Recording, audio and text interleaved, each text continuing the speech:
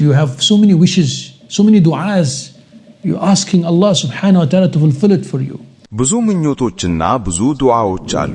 አላህ ሱብሓነሁ ወተዓላ እንዲፈጽምልህ ትጠይቀዋለህ። ከነዚህ ዱዓዎች መካከል አንዳንዶቹ ተቀባይነት አግኝተዋል፣ አንዳንዶቹ ደግሞ እስካሁን አልተመለሱም። ብዙ ጊዜ ሰዎች እንዲህ ብለው ይጠይቁናል፣ ሼኽ አላህን ደጋግሜ ለመንኩት፣ ለምን ዱዓዬ አልተመለሰም? ሀብታም ለመሆን፣ ለትዳር አጋር፣ ለቤት፣ ለመኪና እና ለተለያዩ ነገሮች አላህን እየተራሁ ነው። መቼ ነው ዱዓዬ የሚሰምረው? ዛሬ በአላህ ፈቃድ እረዳሃለሁ። እነዚህን አራት ነጥቦችና ተበቦች መረዳትህ ዱዓህ ተቀባይነት እንዲያገኝ በእርግጠኝነት ይረዳሃል። በተመሳሳይ ጊዜም በዚህ የኢማን ፈተና ላይ ስኬታማ ትሆናለህ። አንዳንዶቻችሁ ዩቲዩብ ላይ በመግባት ይህን ያህል ጊዜ ብትቀራ ምን ይከሰታል ወይም ይህን አንቀጽ ብትደግም ምን ታገኛለህ እያላችሁ ብዙ ጊዜያችሁን ፍለጋ ላይ እንደምታጠፉ አውቃለሁ። ነገር ግን የዛሬውን ትምህርት ወይም ዕለታዊ ማስታወሻ በሚገባ ከተረዳህ ጥበቡን ታውቃለህ። አንዴ ጥበቡን ካወክ ደግሞ በህይወቱ ውስጥ ትላልቅ ነገሮች ሲከሰቱ ታያለህ ኢንሻአላህ። ዛሬ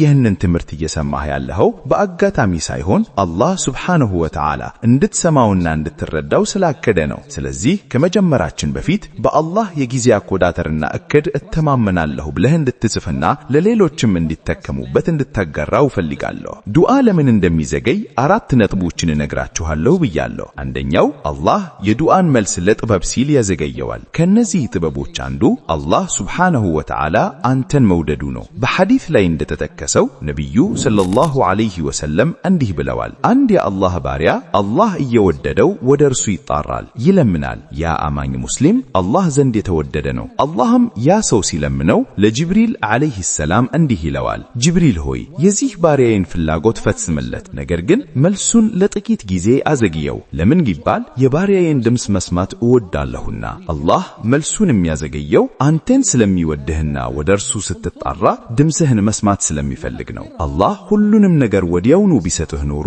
ምናልባት አላህን ልትረሳው ትችል ነበር። አንዳንዶች አላህ ፍላጎታቸውን ሲያሟላላቸው ራሳቸውን እንደቻሉና አላህን እንደማያስፈልጋቸው ያስባሉ። ይህም በቁርአንም ተጠቅሷል። በሱረቱ ዩኑስ አንቀጽ 12 ላይ ጌታህ ምን እንደሚል ስማ።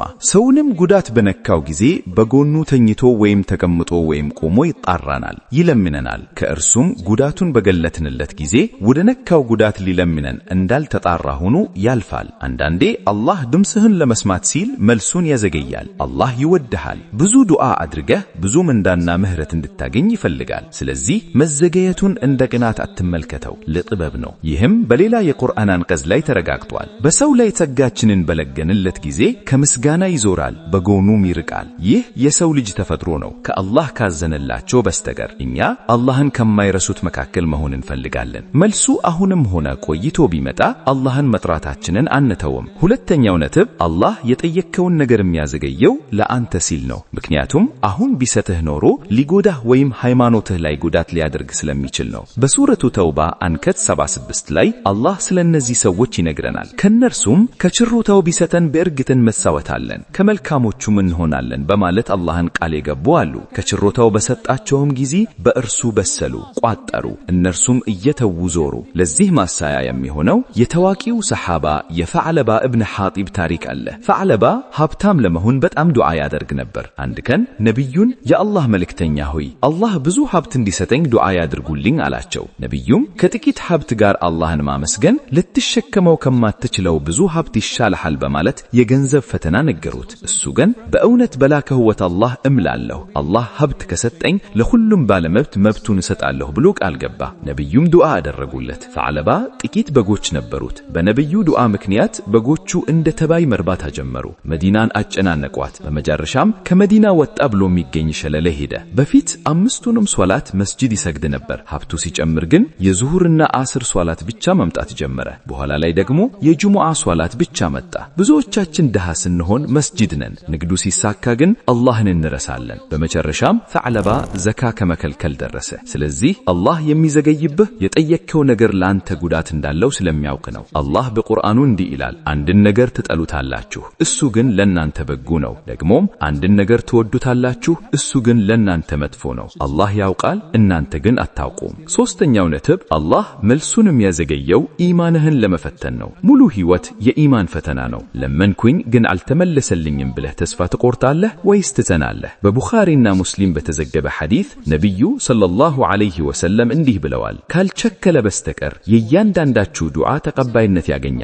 እንዴት ይቸክላል ተብለው ሲጠየቁም ለመንኩኝ ግን አልተመለሰልኝም ይላልና ተስፋ ቆርጦ ዱዓውን ይተዋል አሉ። ስለዚህ አትቸከል፣ አትስፋ ቆርጥ። አራተኛው ነጥብ ነብዩ ሰለላሁ ዐለይሂ ወሰለም እንዲህ ብለዋል፣ አላህ ያፋሪና ቸር ነው። ባሪያው እጆቹን ወደ እርሱ ሲዘረጋ ባዶአቸውን እንዲመለሱ ያፍራል። ዱዓህ ፈጽሞ ተመላሽ አይሆንም። አላህ ከሶስት ነገሮች አንዱን እርግጥ ይሰጥሃል። የጠየቅከውን ነገር በዚህች ዓለም ወዲያውኑ ወይም ከቆይታ በኋላ ይሰጥሃል፣ ወይም ለነገው ዓለም ያከማችልሃል። በዱዓህ ምክንያት ወንጀልህን ይምርሃል፣ ወይም ጀነት ውስጥ ደረጃህን ከፍ ያደርግልሃል፣ ወይም በዱዓህ መተን ሊደርስብህ የነበረ መጥፎ ነገር ያስቀርብሃል። ሶሐቢዮች ይህንን ሲሰሙ እንኪያስ ዱዓችንን እናበዛለን አሉ። ነብዩም አላህ ዘንድ ያለው ከዚህም በለጠ ነው አሏቸው። ዱዓ የኢባዳ ሁሉ እምብርት ነው። ዱዓ ማድረግህ ጌታ እንዳለህና እንደሚሰማህና እንደሚመልስልህ የሚያምንበት የኢማን ምልክት ነው። ስለዚህ ቀኑን በዱዓ ሙላው፣ በአላህ አትስፋ ቆርጥ። ይህ ማስታወሻ ልብህን እንደነካው ተስፋ አደርጋለሁ። ይህንን ትምህርት ለሌሎች ተስፋ ቆርጠው ወይም የሚቸኩሉ ሰዎች በማጋራት የአላህን ዲን አገልግል። አስተያየት መስጫው ላይ በአላህ እቅድና ጊዜ አቆጣጠር እተማመናለሁ ብለህ ጻፍ። ሁላችንም ዱዓ እናደርግልሃለን። አሚን በሉ። أقول قولي هذا وأستغفر الله لي ولكم فاستغفروه والحمد لله رب العالمين.